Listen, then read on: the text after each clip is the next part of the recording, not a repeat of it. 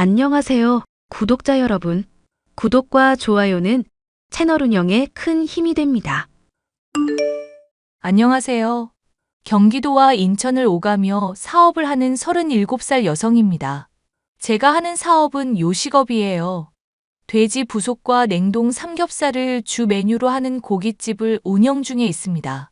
총 5개의 지점이 있고 차후 가맹점 계약을 하고 하나의 업체로 성장시킬 계획을 갖고 있어서 조금 크게 운영하고 있어요.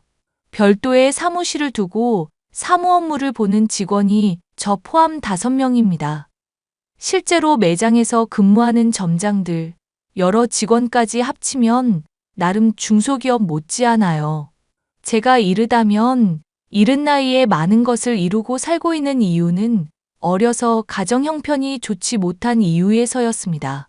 얼굴도 모르는 아버지와 저를 낳고 100일도 안 되어 이름 모를 합병증으로 돌아가신 친엄마. 덕분에 저는 외할머니 손에서 자랐고 새벽부터 저녁 시간까지 시장에서 일을 하시며 저를 뒷바라지 해주셨습니다. 할머니의 모습을 보고 자란 저는 이악 물고 돈을 벌어야겠다. 수백 수천 번을 생각하고 지금까지 앞만 보고 달려왔어요. 할머니는 제 인생의 본보기자 제가 제일 사랑하고 존경하는 사람입니다. 제가 이렇게 구구절절 지난 이야기를 하는 이유는 오늘 여러분께 말씀드린 제 사연과 관련되었기 때문이에요. 사업을 하는 데 있어서 어느 정도 성공을 하고 만난 사랑에 크게 배신당했었거든요. 제 운명이라 믿었던 남자와 그 가족들에게 철저하게 짓밟힌 것도 모자라 호구가 될 뻔했던 그 일이 아직도 잊히질 않습니다. 그 일 때문에 결혼과는 담을 쌓게 되었고 할머니껜 죄송하지만 비혼주의가 되기로 했죠. 다행히 파혼으로 그쳤기 때문에 이혼녀 딱지가 안 붙은 건 천만다행이라고 생각합니다. 그럼 기막힌 파혼 사연 한번 들어보실래요? 할머니, 오늘 일은 좀 어때요? 쉬엄쉬엄 좀 하지. 상철이 오면 같이 하라니까. 그러다 할머니 골병 든다고. 에이, 평생 해오던 일인데 뭐가 힘들다고 그러니? 육신이 아픈 건 자고 일어나면 괜찮다. 할머니, 예전이랑 지금이랑 같아? 지난번에 한의원 계속 다녔잖아. 그러니까 몸 좀 사리면서 하시라고. 살 만큼 살았는데 미련도 없고 그저 할 수 있을 때까지 일하다 죽을 거야. 할머니, 내가 죽는다는 소리는 하지 말랬지? 나랑 오래오래 살아야지. 나한테는 할머니가 전부란 말이야. 너도 이제 나이 먹을 만큼 먹었잖냐. 적당히 좋은 놈 만나서 시집가서 토끼 같은 자식들 낳고 살아야지. 언제까지 이 늙은 할머니 끼고 살래? 에이, 서운하게 왜 그래, 진짜. 난 할머니밖에 없단 말야. 아직 할머니한테 배울 것도 많고 할머니가 이렇게 딱 버티고 있어줘야 내가 일할 맛이 나지. 어휴, 내가 우리 손녀 고집을 어떻게 꺾니? 이럴 때 보면 하늘에 있는 네 엄마랑 똑 닮았구나. 엄마도 이랬어? 그럼 너보다 더 했으면 더 했지. 그리고 이만큼 배웠으면 다 배운 거다. 이미 너 혼자 해도 될 수준이야. 내가 할머니한테 아주 혹독하게 배우긴 했지. 앞으로도 잘 부탁해요. 오늘 모처럼 일찍 장사 끝내고 우리 맛있는 거 먹으러 가요. 알겠다. 상철이도 같이 가자. 하루 종일 고생했는데 밥 한 끼 먹여야지. 그 시절 할머니는 정육점을 운영하셨던 외할아버지에게 시집 오셨는데 유일하게 배운 기술이 고기 손질하는 기술이었어요. 살림은 두말할 것도 없었습니다. 평생 자식들 뒷바라지하며 사셨는데 외할아버지가 돌아가시면서 그때부터가 고생이었죠. 급격히 기운 가정 형편에 갑작스레 가장이 되셨고 아픈 엄마와 핏덩어리인 저를 보살피면서 팔자에도 없는 노동을 하신 겁니다. 그래도 저희 사정을 딱하게 여기신 시장 정육점 사장님의 도움으로 할머니는 일을 하시며 생계를 이어나갈 수 있었어요. 그 모습을 보고 자라서 그런지 저는 어려서부터 일찌감치 돈을 벌어야겠다고 생각했습니다. 보고 배운 게 할머니가 하시던 일이어서 조금 힘들지만 관련된 일을 하기로 했고, 고등학교도 그쪽 분야로 진학했고요. 남들은 인정해 주지도 않는 그런 학교를 뭐 하러 다니냐 손가락질했지만 나름 특성화 고등학교였고 제가 할 수 있는 일을 배울 수 있다는 점이 참 좋았거든요. 학교가 끝나면 할머니를 도와드리는 게 습관이 돼서 그런지 자연스레 실력도 쌓게 되고 그걸 직업으로 삼았습니다. 처음엔 많이 칼질을 해봐야 한다며 도축장에서 가죽 벗기는 일, 고기 분류하는 일을 주로 했습니다. 그래서 그걸 미천으로 지금 이렇게 어엿한 사업가가 된 거고요. 아무튼 할머니는 저를 금지옥엽 키워주신 아주 고마운 분입니다. 할머니가 제 삶의 활력소이자 인생을 살아가게 해주는 원동력이거든요. 지은아, 일이 아주 바쁘지? 그럼 할머니, 정말 몸이 10개라도 모자랄 것 같아. 사업이 이렇게 힘든 줄 알았으면 그냥 정육점만 꾸준하게 운영하는 건데. 어이구, 그러게 뭘 했냐? 너 분명히 힘들어 투덜투덜 될 거라고 했지? 이왕 시작한 거 끝을 봐야 하니 힘들어도 묵묵히 버틸 수밖에 없다. 이제 시작인데 그만두면 아깝잖니? 그건 나도 그래요.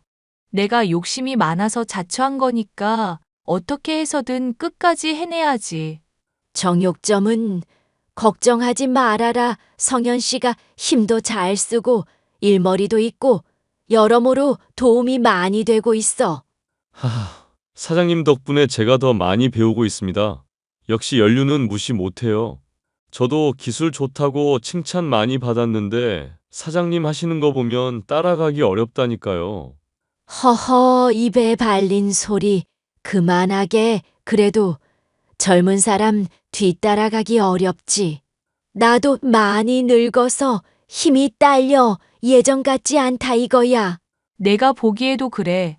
성현 씨 말대로 할머니 기술은 최고거든. 아직도 동네 단골 손님들이 할머니가 손질한 고기만 찾잖아. 이참에 성현 씨 수제자 삼아. 어휴, 그러면 저야 감사하죠. 이렇게 배울 수 있어서 영광입니다, 스승님.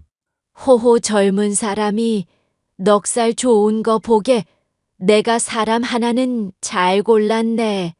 앞으로 잘 부탁함세. 저도 잘 부탁드려요. 제가 가게 개점해서 정신이 없거든요. 정육점에 많이 신경을 못 쓰니까 성현 씨가 우리 할머니도 좀 봐드리고 힘 좀 써줘요. 걱정하지 마세요. 열심히 하겠습니다. 10여 년의 세월이 흘렀고 30대 초반의 나이가 된 저는 정육점과 요식업 사업을 병행하게 되었습니다. 정육점은 시장에서 작게 운영하고 있었는데 동네 사람들은 다 알만한 그런 곳이었어요. 돈을 많이 벌고 싶다는 꿈을 가진 저는 정육점에서 손질하고 남은 뒷고기들과 돼지 부속을 이용해 고깃집을 개업했습니다. 워낙 일 욕심이 많았던 데다 정육점과 병행하며 할 수 있는 일이 무엇이 있을까 생각했는데 고민할 것도 없이 바로 고깃집이더라고요. 어렵사리 모아둔 돈과 약간의 대출을 받아 인천 부평 지역에서 지금의 가게를 개점했습니다. 바로 1호점이었죠. 호기롭게 시작한 첫 사업은 대성공을 거두었습니다. 마침 유튜버들이 먹방이라는 주제로 막창이나 통대창 등 돼지 부속들이 한참 인기였는데 그 인기에 힘입어 장사가 무척 잘 됐거든요. 물론 개업 효과라고 해서 초반에는 지인 손님들도 제법 있었고 홍보업체를 통해 과감히 투자해서 그런지 맛집으로 소문나서 오픈한 지 반년도 안 된 시점에 월 매출 6천만 원 찍었습니다. 가게가 10평 남짓한 작은 공간이라 회전율이 높아야 했는데 구이 특성상 빨리 먹고 치고 빠지는 건 어려웠어요. 대신에 저만의 방법으로 당시엔 조금 생소했던 배달 서비스를 시작해서 조금이라도 빠르고 간편하게 먹을 수 있게끔 했어요. 그랬더니 손님들의 입소문을 타고 여기저기 소문이 나게 되면서 명성을 얻기 시작했습니다. 자기야, 오늘은 정육점에 안 들릴 거지? 가게 일이 바빠서 여기 좀 도와주고 들어가야 할 것 같아. 아르바이트생이 갑자기 펑크 내는 바람에 급하게 나올 사람도 없고 해서 저녁 시간에만 도와주고 가게. 하루 종일 밖에 있었는데 괜찮겠어? 너무 무리하는 거 아니야? 내가 하던 일이고 버려놓은 일인데 마무리해야지. 그리고 차라리 내가 하는 게 속 편해. 그러니 너무 걱정하지 마. 그래도 조금이라도 피곤하거나 쉬어야겠다고 생각 들면 주저 말고 쉬는 거야. 알았지? 아휴, 알았어요. 할머니랑 하루 종일 붙어 있어서 당신도 잔소리 닮아가는 거야? 에이, 나는 자기가 고생하니까 쉬엄쉬엄 하라고 말해주는 거야. 잔소리가 아니라고. 아, 알았어. 그나저나 오늘 매출은 어때?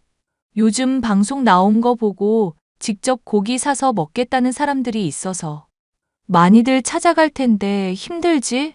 아니야, 괜찮아. 그게 다 돈 버는 일인데 감수해야지. 손님들이 할머니 칼 쓰시는 솜씨 보고 한번 놀라고 할머니 성격상 조금 주는 건 용납 안 되어서 늘 용량 넘치도록 주시잖아. 그거 보고 두 번 놀라고. 할머니 성격상 양 조절이 안 되긴 하지. 아무튼 나 오늘 조금 늦으니까 가게 마무리하고 할머니 좀 부탁해. 알았어. 너무 걱정하지 말고 일 보고 와. 예비 신랑과는 새로 가게를 개점하면서 본격적으로 만나기 시작했습니다. 제가 정육점 일에 소홀해지니 새 직원이 필요했거든요. 할머니 혼자서도 충분히 하실 수 있었지만 나이도 드신 데다 힘에 부치셨는지 병원도 많이 다니시고 쉬기도 많이 쉬셨습니다. 그래도 하루아침에 가게를 접을 순 없었기에 새로 채용한 직원이었는데 저랑 동종업계 종사자였죠. 나이는 저보다 2살 어렸는데 행동도 예의 바르고 자기 할 일은 똑 부러지게 해서 참 마음에 드는 직원이었습니다. 무엇보다 할머니에게 친손주같이 다정다감하게 대해 주어서 그게 얼마나 고마웠는지 몰라요. 그렇게 정육점과 고깃집을 오가며 바쁜 나날을 보내다 자연스레 서로에게 호감이 생겼습니다. 2년 정도 연애하니 나이도 나이인 만큼 결혼 생각을 하게 되더군요. 결혼이 인생이 전부가 아니고 사업도 하는 마당에 겁날 것도 없었는데 할머니 생각에 좀 서둘러야겠다 싶었습니다. 솔직히 일반 사람들과는 다르게 살아왔다 보니 그 부분에 있어서 자신감이 부족하기도 했고요. 결혼을 결심한 만큼 양가 집안에 정식으로 인사를 드리기로 했어요. 처음 뵙겠습니다. 김지은이라고 합니다. 엄마, 우리 지은이 예쁘지?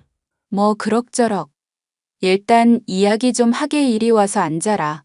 저기요, 내가 시어머니 될 사람이니까 말 정도는 편하게 해도 되지? 그럼요.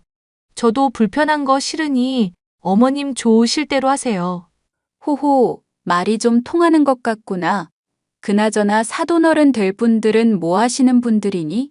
나이도 나이인지라 결혼 자금은 제대로 모았니? 엄마, 하나씩 물어봐요. 이 사람 마시던 물도 체하겠어. 너는 좀 가만히 있어. 이런 거는 여자들끼리 나눠야 하는 거야. 내가 낄 자리가 아니라고. 그냥 조용히 듣고 있다가 알겠다 하고 가면 되는 거야. 아버지는 솔직히 어떤 분인지 잘 모르겠어요. 엄마는 저 낳고 얼마 안 된 시점에 지병 때문에 돌아가셨어요. 그래서 할머니 손에 자랐습니다. 어머, 그런 사정이 있었구나. 그러면 무슨 일해? 돈은 좀 모아놨고? 우리 아들이 일하는 곳 사장님이라는데 사실인가? 네, 현재 행복시장 안에서 정육점 운영하고 있고 그 가게를 지금 성현 씨랑 저희 할머니가 맡아서 하고 계세요. 그리고 저는 얼마 전부터 가게 개점했고요. 가게라면 어떤 가게? 지금 사업하고 있다는 거지? 엄마, 지금은 고깃집 하나지만 여기 유명인들도 엄청나게 오고 완전 맛집으로 소문났어. 그래봤자 뭐 얼마나 벌겠니? 내가 결혼을 반대하는 건 아니지만 조실부모한 것도 좀 그렇고. 사업 자금이야 이리저리 굴리면 그만인데 지금 빚내서 시작한 거면 생각을 좀 해봐야지. 엄마, 그래도 이 사람 한 달에 매출 1억 가까이 될걸? 아무리 빚냈다고 해도 갚는 건 식은 죽 먹기라니까? 그래도 그렇지. 나이도 많고. 참. 아무튼 돈이라도 많이 벌어서 다행이구나. 너도 정육점에서 일하다가 사업이라는 것 좀 해야지. 남자가 태어나서 사업 한 번쯤은 해야 하는 거야. 잘 되면 좋은 거고 아님 많은 거고. 그렇죠. 지금도 같이 일하고 있으니까 조금씩 늘려가면 될 거예요. 그때는 성현이한테 전적으로 맡겨라. 자고로 여자가 돈줄 쥐고 있으면 집안이 망해. 남편 내조해주고 시댁 식구들 잘 챙기는 게 도리야. 그러니까 사업 잘 일궈서 성현이 줘라. 아, 네, 하하. 시어머니는 처음엔 저를 무시하는 듯 하더니 금전적인 여유가 있다는 걸 아시고는 금방 태도를 바꾸시더라고요. 그러면서 대놓고 사업은 남자가 해야 한다면서 제가 일군 사업을 예비 신랑에게 넘기라는 말까지 하셨습니다. 솔직히 시댁을 까내리는 건 아니지만 우리 집에 비하면 부족해 보이는 형편이었습니다. 자가라고는 하지만 방색 한 짜리 빌라였고 대출이 아직도 2억이나 남아 있었죠. 그리고 남편과 연년생인 시누이가 한 명 있었는데 딱 봐도 형편에 맞지 않는 사치를 부리고 있더군요. 아무튼 그렇게 양가 집안에 인사를 드리고 상견례도 무사히 치렀습니다. 의외로 시어머니는 예단은 생략하고 그 돈으로 같이 살 집에 더 투자하자고 하더군요. 시댁 형편이 좋지 않아 큰돈을 보태주진 못해서 결국 제가 집, 예비 신랑이 살림살이를 구입하기로 했습니다. 그것도 아낀다고 식기류는 도매센터를 이용했고 가전과 가구도 인터넷 최저가로 구매했어요. 어떻게 보면 절약할 수 있는 건 절약해서 좋았지만 거지근성을 눈치챘어야 했습니다. 결혼 날짜까지 잡히니 뭔가 이때다 싶었는지 예비 신랑의 태도도 조금씩 바뀌더라고요. 자기야, 자기 타고 다니는 차 오래된 거 아니야? 시아버님이 타고 다니시던 거라며. 나도 마침 지점 왔다 갔다 해야 해서 차를 하나 구입하지 했는데 이참에 우리 둘 다 새 차로 바꾸자. 어때? 어? 정말? 차를 사준다고? 우와, 우리 마누라 웬일이야. 아니, 비싼 차는 말고 어차피 일하면서 타고 다녀야 하니까 실용적인 차로 고르려고. 나도 가게 자주 다녀야 하고 가끔 물건도 사서 날라야 하니까 나는 레이라는 차를 봤거든. 레이? 뭐 장 보러 다니고 그런 거로는 나쁘지 않지. 그래도 차가 2대면 한 대는 외출용으로도 겸할 수 있는 차면 좋지 않을까? 그렇지.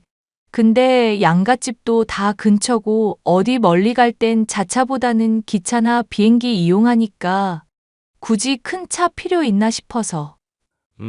자기 의견은 알겠는데 그래도 이왕이면 중형차도는 뽑았으면 좋겠어. 오래 탈 거 생각해서. 그런가? 난 레이 한 대랑 아반떼 정도 생각했는데.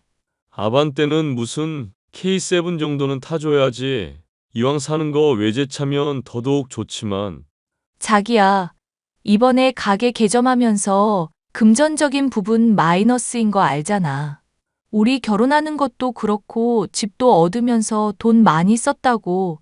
그래서 적정선에서 고르자는 건데. 아, 알겠어. 일부러 나 눈치 주는 거야, 뭐야? 그런 뜻 아니란 거 잘 알잖아. 아무튼 나는 레이 살 거야. 당신도 잘 골라봐. 아니면 이번 주에 같이 매장 가보던가. 정말? 일단 알겠어. 솔직히 일하면서 고급스러운 차가 굳이 있어야 하나 싶었습니다.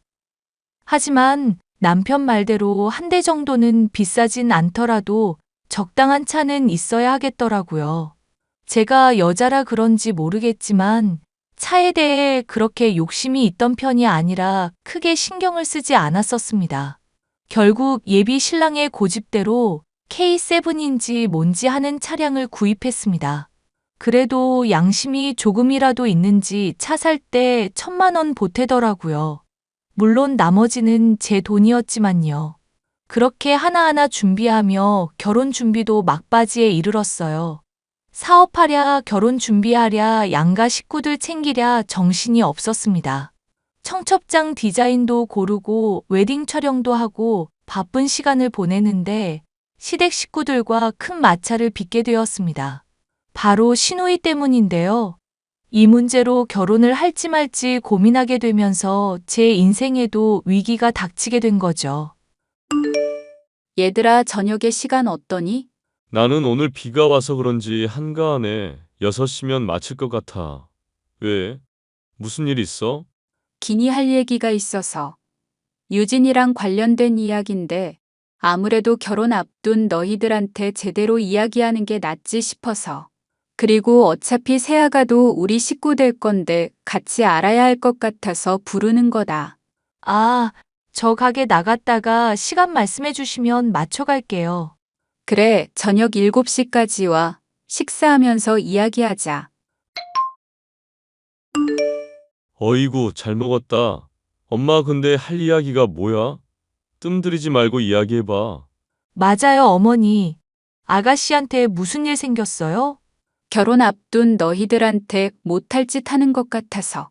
뭔데 그러세요? 아가씨 어디 아프기라도 해요?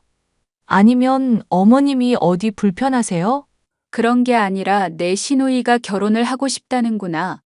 얼마 전부터 만나던 남자친구랑 결혼을 하고 싶다느니 생떼를 부리지 뭐니. 가뜩이나 없는 형편에 너희들 결혼식 준비하느라 바쁜데 이왕 하는 거 자기도 시켜달라면서 성화야. 저희 결혼하고 나서 하면 되잖아요. 차근차근 준비해서 진행하면 되는데 문제될 건 없다고 보는데요. 서방님 되실 분이 문제가 있어요? 아니, 그런 것도 아니다. 내가 너 조무사로 일하는 거 알지? 그 병원에 일하는 의사인가 보더라고. 너무 과분한 상대라서.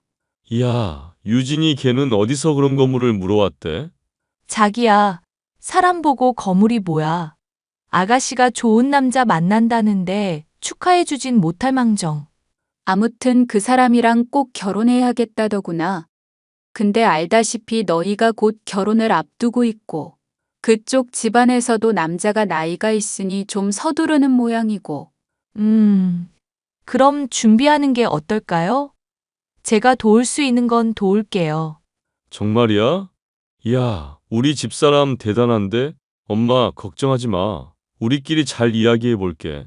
부담 주려고 하는 이야기는 아니니 나도 양심이란 게 있다.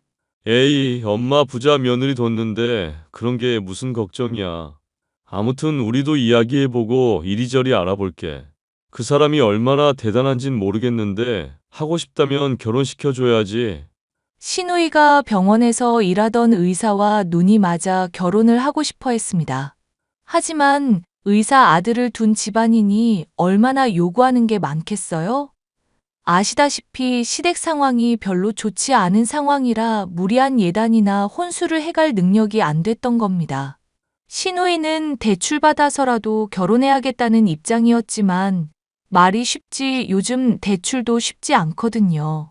근데 시어머니를 만나고 난 뒤 이상하다 싶을 정도로 예비 신랑과 시어머니가 제 눈치를 보더라고요.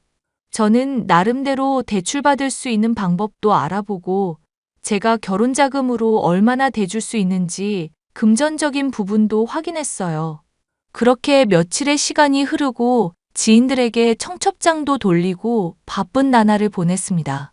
결혼식이 한 달 조금 넘게 남은 시점이라 정말 막바지였어요.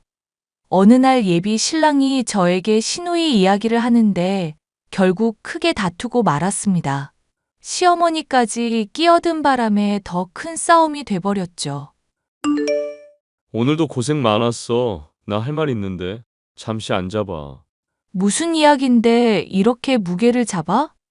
무슨 일이라도 있는 거야? 자기야. 내 여동생이 혼전 임신을 했다지 뭐야? 뭐? 아가씨가 임신을 했다고? 축하할 일이네. 왜 이제야 이야기했대? 나도 모르지. 혼전 임신이라 숨기고 싶었는데 그 남자 집안에서 아이도 생긴 마당에 결혼도는 못 늦춘다고 했나 봐. 그래서 어제 집에 와서 말하더라고. 잘 됐네. 근데 당장 뭔가 할 수 없으니까 애 낳고 결혼식 올려야 되는 거 아니야? 배 나오기 전에 결혼한다고 난리도 아니야. 모아둔 돈도 적고 본가에 들어가서 산다는 이야기도 있는데 요즘 세상에 누가 시집살이를 해? 그건 그렇지. 그럼 집도 구하고 다 해야겠네. 서방님 되실 분 능력 좋으니까 금방 잘 해결되지 않을까? 글쎄, 그게 우리 집 사정이 자기들보다 좋지 않다는 건 알거든? 그래서 웬만하면 병원 개원해줬으면 하는데 그건 불가하다는 걸 아니까 신혼집을 해오라 했나 봐. 대신 혼수나 예단은 없는 걸로 하고 필요한 게 있으면 자신들이 다 채워준다고. 음, 내가 자세히는 모르지만 어머님 사정이 그렇게 안 좋으셔? 그래도 전세 대출받거나 모아둔 돈 합치고 하면 어느 정도 구할 수 있는 거 아니야? 엄마가 지금 살고 있는 집에서 나가고 원룸 구해서 살까도 생각했는데 누가 빌라에서 사냐며 뭐라 했나 봐. 의사인데 적어도 아파트에서 신혼살림 시작하라고. 그래야 여러모로 직장도 가깝고 편하다고. 그거 참 까다롭네. 어머니도 아가씨도 고민이 많겠다. 그래서 말인데 걔네가 우리보다 급하니까 우리 식장 예약한 거랑 신혼집 양보해주자. 뭐라고? 그게 무슨 말이야? 청첩장도 다 돌린 마당에 식장이며 신혼집을 다 양보해 주자고? 그대로 넘겨주자는 말이야? 응, 그쪽 집안도 되게 고마워할 거야. 의사 집안이니 금전적인 여유가 상당하니까 나중에 그만큼 돌려주겠대. 아니, 돌려줄지 말지 그건 중요한 게 아니고 우리 당장 결혼식이 코앞인데 왜 우리 신혼집을 넘겨주냐고. 당신 서운한 거 알아. 근데 뭐 어쩌겠어. 아이까지 생긴 마당에 우리보다 급한 건 맞잖아. 제대로 된 집도 없이 애 낳을 수는 없는 노릇이고. 그럼 우린? 우리는 뭐 길거리에서 신혼살림 시작해? 그렇게 부정적으로만 생각하지 마. 우리는 돈을 충분히 벌고 있는 입장이고 솔직히 자기가 여유가 있잖아. 그럼 오피스텔이라도 얻어서 살면 되고. 말이 되는 소리를 해. 내가 그대로 넘겨주면 그쪽에서 그대로 다시 돌려준다 했다고? 그럴 정도로 여유자금 있으면 당장 살 집부터 구해주는 게 맞는 거 아니야? 의사 아들 둔 대단한 집안이라며 그럼 돈 많겠네. 아니, 말이 안 통하네 진짜. 당장 현실만 생각하지 말고 미래를 내다보라고. 미래고 나발이고 와 큰일 날 뻔했네. 피 빨아먹는 기생충 새끼랑 결혼할 뻔. 뭐? 기생충? 당신 지금 말 다 했어? 기생충이지 뭐야? 차도 내가 사줘, 사업도 내가 하는 거에 숟가락 얹어. 결혼 비용 보탤 돈 없고 모아둔 돈도 없어서 내가 신혼집 마련해. 아, 가전 가구 사는 거 다 최저가로 사서 이것저것 합치면 1,000만 원 정도 들었네? 지금 생각해보니 순날강도구만. 뭐? 날강도? 너 지금 말 다 했냐? 우리 집 무시하는 거야 뭐야? 말은 똑바로 해. 무시하는 게 아니라 제대로 된 걸 알려주는 거야. 여자가 집이며 차며 뭐며 다 해주는데 숟가락만 얹으려다가 갑자기 이걸 다 자기네들이 아무런 대가도 없이 먹겠다는 게 날강도지 뭐야? 그렇게 말하면 내가 곱게 알았다 할 줄 알았니? 와, 당신 그렇게 안 봤는데 속 좁다. 속 좁은 게 낫다. 난 너랑 이 결혼 못하겠다. 청첩장 돌린 거 그대로 다시 회수하고 위약금 물더라도 다 취소해버릴 거니까 그렇게 하라. 그리고 너 당장 정육 좀 그만둬. 아니, 그렇다고 이러는 건 아니지. 사람이 왜 이렇게 극단적이야? 상황을 이렇게 만든 건 너야 미친놈아. 감히 어디 피를 빨아먹으려고 해? 당장 정육 좀 그만두고 내일부터 나오지 마. 결혼 없던 걸로 해. 야, 야! 야, 너 우리 아들한테 무슨 짓을 한 거야? 연락 잘하셨네요. 시누이 결혼하는데 저희 거 그대로 다 주자고 했다면서요? 이 사람이 혼자 그런 생각할 리 없고 어머님이 옆에서 그렇게 하라고 꼬드기셨죠? 뭐? 꼬드겨? 그래, 내가 그렇게 하라고 시켰다. 너희야 나랑 같이 살던 어쩌던 누워 잘 곳이라도 있잖니? 네 시누이, 아이까지 가졌다는데 불쌍하지도 않아? 그게 왜 불쌍해요? 자기들이 좋아서 만든 아이를 지금 나보고 책임지라 이거잖아요. 살 집도 구해줘, 식장도 내놔라. 이게 무슨 심보예요? 아무튼 난 이 결혼 못하니까 그렇게 아세요. 그리고 지금 결혼식 올릴 형편 못 되면 그 형편에 맞춰 살든가 해야지. 너무 욕심이 과하시네요. 너 그렇게 사람 무시하는 거 아니다. 우리 집안이 어떤 집안인 줄 알고. 어떤 집안이긴요. 사람 피 빨아먹는 기생충 집안이죠. 그 아이 책임지는 건 제가 아니라 시누이랑 서방님 될 그 두 사람인 거예요. 어머니도 왈가왈부하지 마시고 두 사람이 알아서 해결하게 두세요. 헤어지면 그것 또한 그 두 사람 몫이니까요. 아무튼 전 이 결혼 못합니다.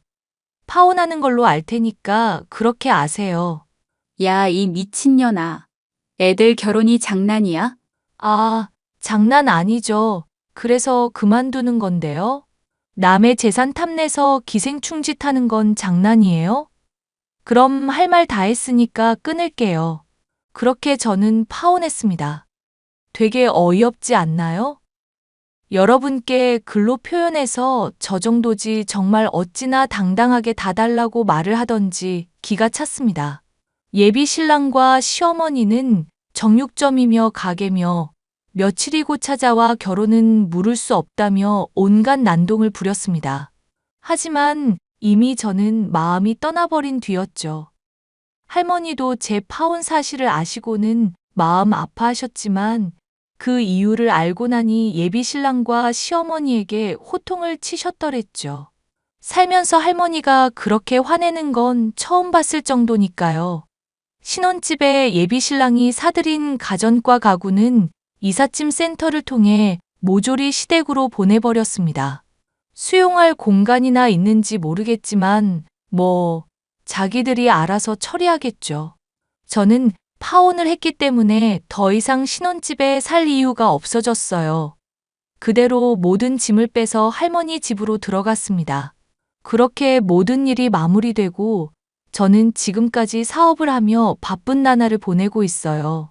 저와 파혼한 뒤 예비 신랑은 서울로 건너가 마장동에서 정육점 직원으로 일을 시작했다네요. 근데 충격적인 건 시누이가 임신한 그 아이가 다른 남자의 아이였다는 사실을 알게 되었습니다. 당연히 파혼을 했고 지금 시댁에서 지내고 있다는데 제가 신경 쓸 건 아니죠. 가는 말이 고와야 오는 말도 곱고 내가 행한 선한 영향력은 언젠가 되돌아온다는 말이 있어요. 그만큼 평소 행실을 올바르게 하면서 살아야 한다는 이야기입니다. 남의 것을 과도하게 탐내다 보면 큰 화를 불러온다는데 세상 사는 이치를 몰라도 너무 몰랐던 예비 신랑은 결국 큰 코 다친 거죠. 저는 지금까지 사업을 해오면서 결혼에 대한 별다른 생각이 없답니다. 파혼을 경험하면서 결혼 생각이 없어졌기도 했고 저 혼자 잘 벌어서 할머니랑 여행도 다니고 여유롭게 살려고요. 그게 오히려 더 추억에 남고 제 인생에서 더 가치 있는 일이지 않을까 싶네요. 제 사연은 여기까지고요. 지금까지 제 구구절절한 사연 들어주셔서 감사드립니다.